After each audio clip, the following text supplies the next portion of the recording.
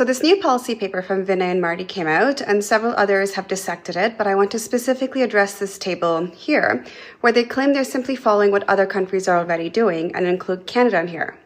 Canadian here, and I'm here to tell you that they've oversimplified it to the point where this table is simply incorrect.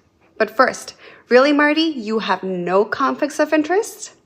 Are you sure?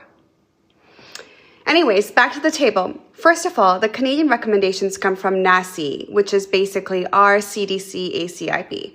They do not come from Health Canada. This is important because clearly the FDA is overextending their reach over here with this policy paper. Really, these recommendations should be coming from CDC and not the FDA. Also, the actual indication for the vaccines in the Canadian product monograph does not have these specific recommendations included, which again, the FDA overreach has these included in the most BLA approval for Novavax. So this is not how things are done in Canada and technically not done in the US either. But obviously, these guys are changing rules as they go. Secondly, NACI has strong recommendations, of course, for the high-risk group, but they do still continue to state that everyone else may still choose to get an annual COVID-19 booster. To be very, very clear, their table here is incorrect. They've also picked and chosen what to focus on with the Canadian recommendations.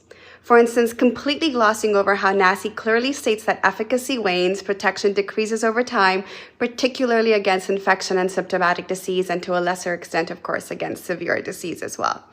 They also don't include things like where NACI talks about benefits of vaccinating children, benefits of vaccinating in pregnancy, and other such things. The problem with cherry pickers is that they spin information to make these enormous webs of lies.